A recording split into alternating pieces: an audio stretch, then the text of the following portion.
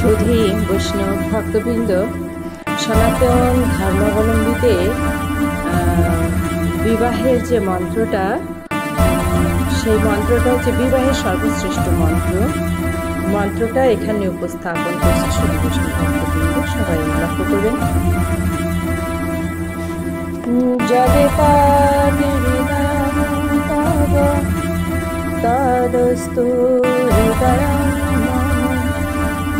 যদি তাং হৃদয়ং মম তদস্তু হৃদয়ং তব। এটা ছান্দোগ্য ব্রাহ্মণ গ্রন্থ থেকে নেওয়া হয়েছে। এর অর্থটা হচ্ছে, তোমার হৃদয় আমার হোক, আমার হৃদয় তোমার হোক।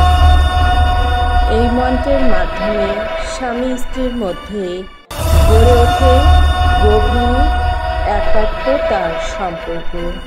জীবন হয় এক সূত্রের গাথা।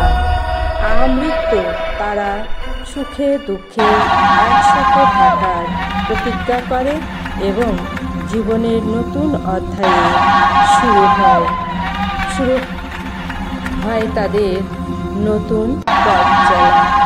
তো সুধী বৈষ্ণব ভক্তবৃন্দ, সনাতন ধর্মাবলম্বীদের এই যে ব্রাহ্ম বিবাহ বলে, একে পারিবারিকভাবে সামাজিকভাবে ব্রাহ্মণ, অগ্নি এবং ভগবানকে সাক্ষী রেখে এই বিবাহটি হয় এবং 7 পাকে বাঁধা।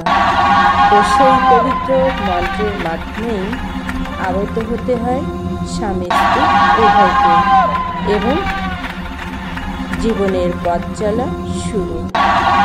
তো আসুন আমরা মন্ত্রটা আরেকবার শুনি।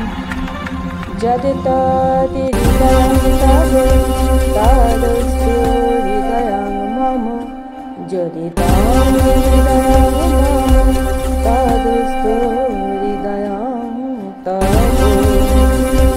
তোমার হৃদয় আমার হোক, আমার হৃদয় সুধী বৈষ্ণব ভক্তবৃন্দ,